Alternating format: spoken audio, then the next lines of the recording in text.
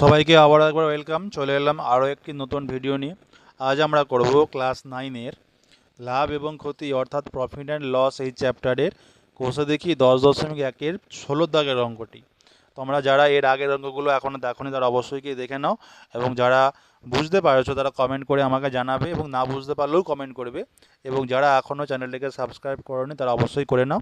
দেখো অঙ্কটা কী বলছে। 16 দাগের একটি পুস্তক প্রকাশক মানে বুক পাবলিশার যারা বই প্রকাশ করে 2000 কপি বই ছাপার জন্য মোট 3875 টাকার কাগজ কিনেছেন, 3315 টাকার তোমার ছাপানোর জন্য খরচ হয়েছে, এবং 810 টাকা খরচ হয়েছে বাঁধানোর জন্য অর্থাৎ বুক বাইন্ডিংয়ের জন্য।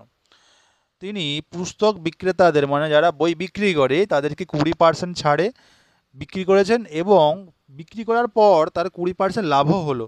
প্রতিটি বইয়ের ধার্য মূল্য কত, অর্থাৎ বইয়ে কত টাকা প্রিন্টেড প্রাইস বা লেখা আছে কত টাকা দাম, সেই ধার্য মূল্য বা মার্কড প্রাইস আমাদেরকে নির্ণয় করতে হবে। দেখো 3 জায়গায় তিনি খরচ করেছেন। তিনি 3875 টাকা কাগজ কিনতে খরচ করেছেন, 3315 টাকা ছাপানোর জন্য খরচ করেছেন, এবং 810 টাকা খরচ করেছেন বইগুলোকে বাঁধানোর জন্য। তাহলে তার মোট খরচ কত হলো না, এই তিনটে আমাদেরকে যোগ করে দেবো। যোগ করলে কত পাবো না, 8000 টাকা পাচ্ছি।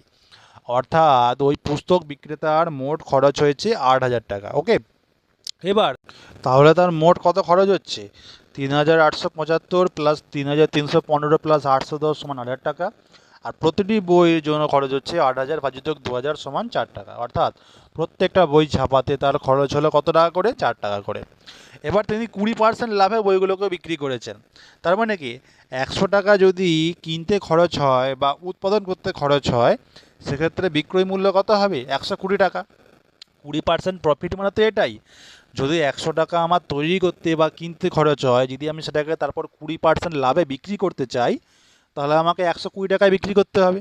তাহলে 1 টাকা ক্রয় মূল্য হলে বিক্রয় মূল্য হবে 120/1 টাকা, এই 100 টাকা। আর 4 টাকা ক্রয় মূল্য হলে বিক্রয় মূল্য, আচ্ছা এটা ক্রয় মূল্য না করে উৎপাদন মূল্য করলে আরও ভালো হবে। উৎপাদন মূল্য হবে কত, 120/100 গুণিতক 4 সমান 4.80 টাকা।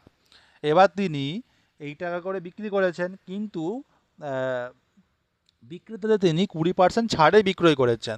তাহলে ধার্য মূল্য কী করে নির্ণয় করব, দেখো 20% ছাড়ে বিক্রয় করা মানে কি, ধরো কোনো একটা বস্তুর দাম 100 টাকা লেখা আছে, 20% ছাড় দেওয়ার পর তাহলে তার বিক্রয় মূল্য কত হবে, 80 টাকা হবে। সেই টাকা যদি ঘুরিয়ে আমরা বলি, 80 টাকা বিক্রয় মূল্য হলে ধার্য মূল্য হবে 100 টাকা, 1 টাকা বিক্রয় মূল্য হলে ধার্য মূল্য হবে 100/80 টাকা, আর 4.80 টাকা বিক্রয় মূল্য হলে ধার্য মূল্য হবে কত টাকা না, 100/80 গুণিতক 4.80 টাকা।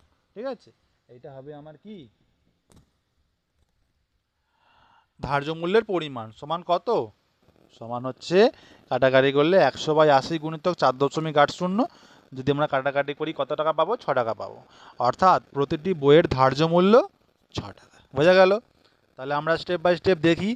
আমাদের বই ছাপাতে প্রত্যেকটার খরচ 4 টাকা, আর প্রকাশক বিক্রয় করেছে ক টাকা, 4.80 টাকায়, এবং বইটির দাম লেখা আছে 6 টাকা। তাহলে ধার্য মূল্য 6 টাকা। দেখো তোমরা যারা বুঝতে পারছো কমেন্ট করে জানাবে, এবং যারা বুঝতে পারছো না তারা অবশ্যই কমেন্ট করবে, এবং যারা এখনও চ্যানেলটিকে সাবস্ক্রাইব করেনি তারা অবশ্যই করে নাও।